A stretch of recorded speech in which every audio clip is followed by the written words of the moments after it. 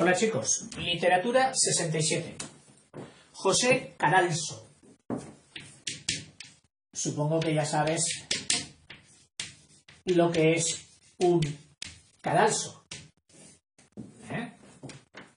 El estrado donde se ajusticiaba y se ahorcaba o se mataba al reo, convicto de muerte y juzgado. Bueno, es para que te acuerdes un poquito. Y que luego a lo mejor lo ligas con algún aspecto de su obra o de su vida, ese tragiquismo. Dice, dos grandes figuras hay en esta segunda mitad del siglo, que son Cadalso y Jovellanos. Ya te he dicho que me he adelantado al hacer Jovellanos, pero bueno, hagamos ahora Cadalso. Dice, nace en el 40, en 740-41, y muere a los 40 años. Y además de muerte violenta. Bueno, violenta dentro de su profesión era una cosa previsible, porque era militar. Nace en Cádiz y muere también en Cádiz, en San Roque. Viajó en su juventud por Inglaterra, por Francia y otros países, porque en realidad de niño muere su madre precisamente al tenerle a él, de parto. Y su padre estaba en América, en negocios, de forma que no lo conoce hasta los 13 años. ¿Con quién se cría? Con un tío suyo, jesuita. ¿Y cómo te he dicho que la orden de Jesús, jesuita, estaba contestada y un poco perseguida en aquellas épocas? Su tío, no conectando mucho con los aires educacionales que había en España, lo manda al extranjero. Dice, sí, vete allí. Por Inglaterra, Francia, Alemania, Italia, pero todo esto durante su primera infancia, que diríamos hoy. Pero es que la gente maduraba antes muy temprano. Muy temprano. A los 12 años ya tenían una vida prácticamente de adultos. Este niño vuelve a España. Allí lo recibe su padre, con el que se lleva muy mal. Su padre observa que su hijo es un monstruito extranjero con unas ideas que aquí en España, según él, no había por dónde cogerlas. Y le dice, te voy a meter en el seminario. Y el chiquillo dice, ¡oh, horror! Y para desconvencer a su padre, dice, pues me hago militar. Y por ahí fueron los tiros. Ingresó en la carrera militar y, encontrándose en Madrid, después ya de mayor, y de haber pasado otro periodo en el extranjero, o sea, todavía bebiendo más las corrientes de la enciclopedia francesa, estando en Madrid, se enamora de una actriz, María Ignacia Ibáñez. María Ignacia Ibáñez. Se enamora perdidamente. Una mujer joven, de unos 20 y tantos años, actriz, a la que él le había dado un papel en una tragedia que hizo de corte histórico entre una condesa viuda castellana y el moro Almanzor. Y al final ella primero está tentada de ofrecerle la vida de su hijo, que lo iba a envenenar, y al final ella se toma el veneno. Final trágico. Te he dicho que era una tragedia. Bueno, pues ese personaje era María Ignacia Ibáñez, el amor de Cadalso. Pero muere. Ahora mismo no recuerdo qué tipo de enfermedad fue la que le llevó a la muerte, pero era de aquellas que eran rápidas. No fue la tuberculosis. Esa tomaría protagonismo más tarde. Fue otra. Pero bueno, eso lo puedes ver en Google. Dice, según una carta de la época, que luego nadie ha confirmado, o sea que se ha quedado un poquito así como leyenda urbana, al morir su amada, Cadalso,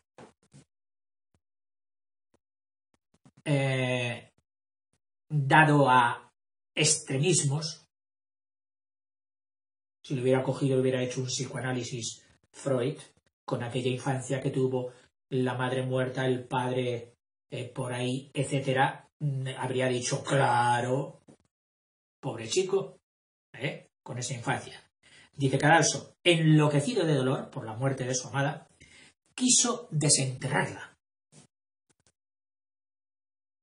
Cosa que habría evitado el conde de Aranda desterrándolo de Madrid. Bueno,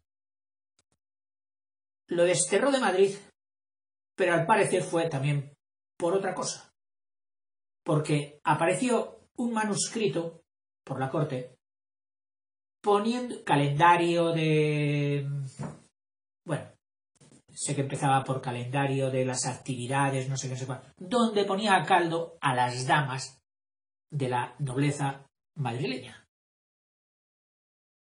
Y Cadalso dice, me lo atribuyeron a mí. Dice que por otra parte, dice, no he sido yo, pero estoy de acuerdo con lo que dice.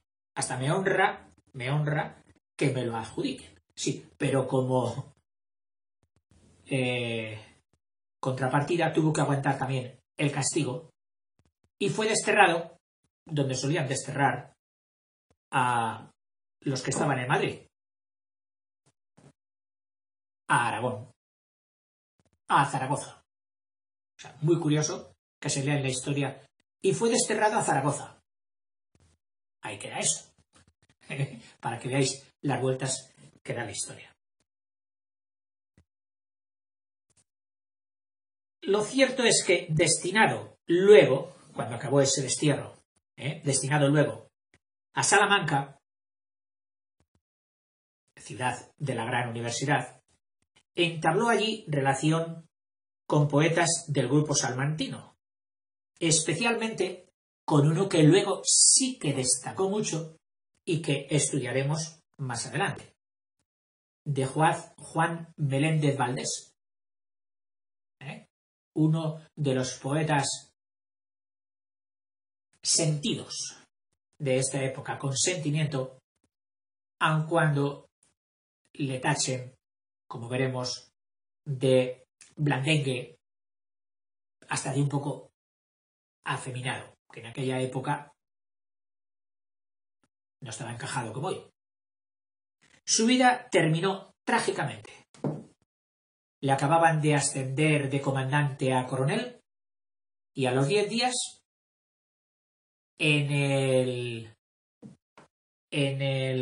la actividad militar contra Gibraltar, que los ingleses se habían quedado con ella o con Gibraltar, y ya sabes, como arreglo de la guerra de secesión española entre los Austrias, entre los Habsburgo y los Borbones, los ingleses nos arrancaron Gibraltar. Pues luchando en esta guerra le llegó un trozo de granada, le dio con tan mala suerte en la sien y murió.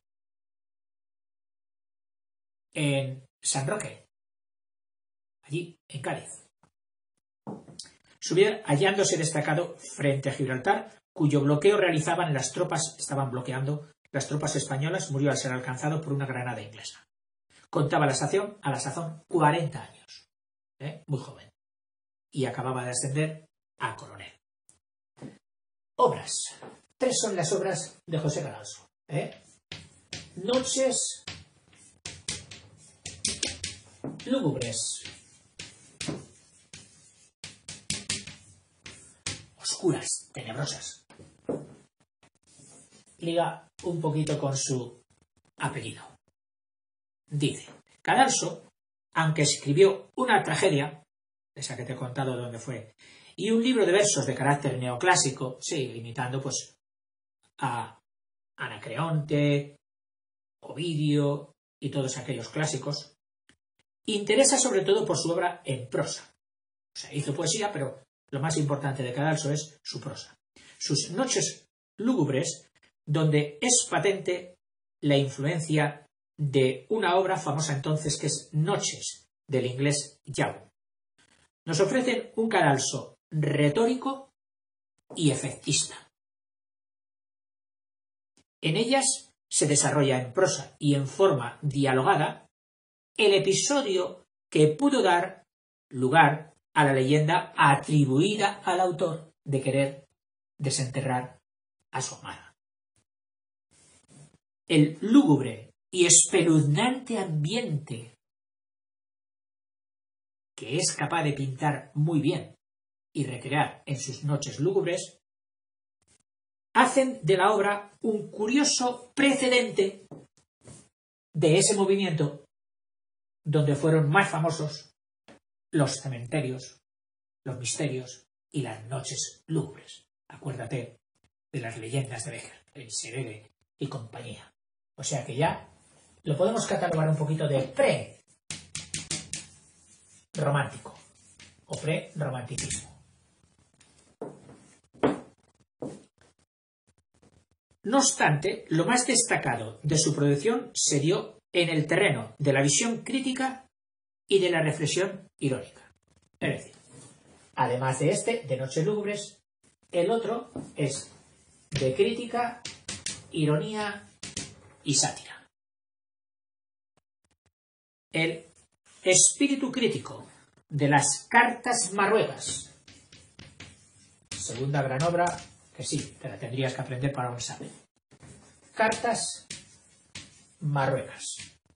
Ya en Francia, Montesquieu había hecho las cartas persas con un argumento parecido. Es decir, traer gente de fuera que juzgue, analice todo lo que está sucediendo en tu país para criticarlo, pero puesto en boca de ellos. O sea, coger un prisma de cómo se ve nuestro país desde fuera. No tienen intereses. No pretenden quedar bien con nosotros. Serán más objetivos y entonces aprovechan para desarrollar la crítica de todos los aspectos sociales del propio país. Eso lo dice Montesquieu con sus cartas persas y esto es lo que hace José Cadalso con sus cartas marruecas. Coge dos personajes árabes, un diplomático árabe que viene a España y ve todo lo que hay aquí y escribe. ¿A quién? A su amigo, que había quedado en su país, en Marruecos, una especie de filósofo.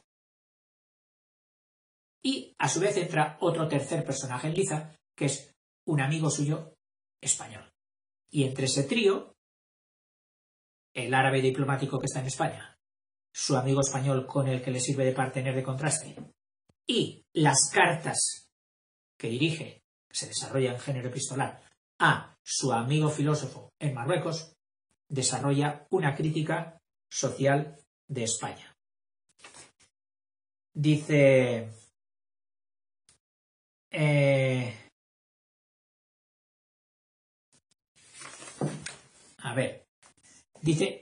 Dice, son su obra capital, es decir, la más importante, Cartas Marruecas. En ella utilizan las opiniones de un extranjero de distinta civilización, árabe en este caso, para poner de relieve, por contraste, los defectos de la sociedad occidental. Es el recurso empleado por Montesquieu en sus cartas persas. En estas cartas marruecas, el africano Gazel comunica en forma epistolar sus impresiones sobre España. Cadalso se vale de ellas para trazar un amplio cuadro de la vida del país, subrayando las causas de la decadencia nacional, por qué estamos cayendo, y los remedios más indicados para combatirla. Según él, el motivo principal del fracaso de España evidente por la pérdida de colonias, pérdida de guerras, etcétera, todo esto, reside en las continuas guerras. Es decir, la crítica que hace aquí, vamos a tomar nota, continuas guerras que mantenía España en todos sus flancos, que la han arruinado, dando lugar a un considerable atraso científico. Atraso científico. Y a que la cultura haya degenerado en superficial y superstición. Cultura superficial y supersticiosa. Lo que combatió muchísimo también, bueno, todos, pero especialmente Feijóo y luego Jovellanos. Pues lógicamente él también lo apunta. Debía ser algo muy evidente, por supuesto. Sin embargo, el origen de la decadencia española, de que fuéramos perdiendo el imperio, hay que buscarlo también en él. Y aquí nos retrata un poquito. Carácter español de la época, quisiera decir no hoy, pero en aquel tiempo era. El orgullo. Tener un imperio da orgullo. Pero no da ni comida, ni dinero, ni cultura. Un orgullo. La poca afición al trabajo. Poco trabajadores y el espíritu rutinario.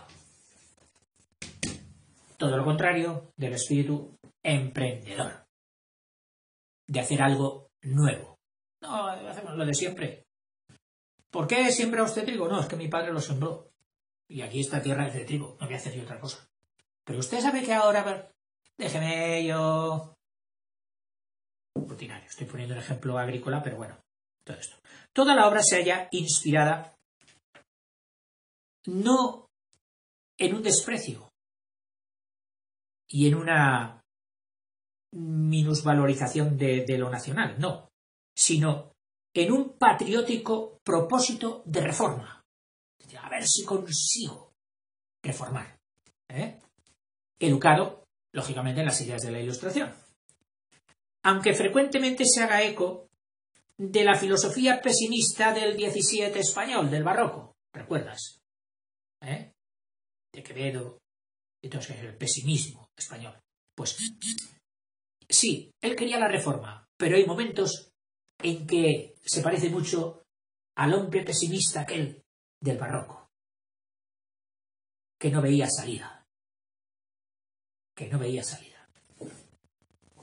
Cadalso verá cuáles serían los resortes.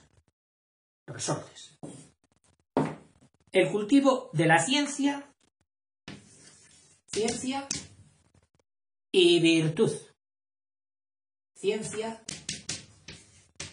y virtud. Laboriosidad, ética, trabajo, etc. También será necesario fomentar el trabajo, la cultura, las virtudes sociales, pero que aceptando el ejemplo de otras naciones más progresivas, más progresistas. Claro, esto estaba bien hasta cierto punto antes de la Revolución Francesa. Pero cuando se dio la Revolución, toda esta teoría de imitación de lo exterior se cayó por tierra. Primero, porque la monarquía corta los lazos de unión para evitar que aquí pase lo mismo. Segundo, porque somos engañosamente invadidos por Napoleón, causándonos un gran rechazo. Entonces, aquel agua que entraba cruzando los Pirineos se cortó. Y España volvió otra vez un poquito a las suyas. Pero bueno, eso ya lo veremos en lo sucesivo. Este sentido europeísta, unido a la patriótica preocupación por España y a la crítica de los valores históricos, hacen del autor de las cartas marruecas, el rey de José Cadalso, un notable precedente de impulsor de la regeneración, de decir, olvidaos de que estáis abajo, olvidaos también de lo grandes que fuisteis y poner manos a la obra. Y esto lo hizo la generación del 98. Unamuno, etcétera, etcétera. Dice que sirve un poquito de precedente. Y seguramente que a los del 98 les caía muy bien José Cadalso. En cuanto a la forma, es decir, a su estilo, Cadalso es irónico y reflexivo al mismo tiempo. Supo dar a un estilo claro, se le entendía perfectamente, y elegante, sin caer en la retórica de Fray Genucios de Campaz y compañía, de forma que era ameno el leerle y a menudo también tenía una gracia maliciosa. Es decir, hacía sonreír por su malicia, por su ingenio. Este fue Cadalso, militar español, retomando la estirpe de los literatos españoles, con Garcilaso y compañía, que también murió en acción de guerra. Bueno, venga, hasta luego.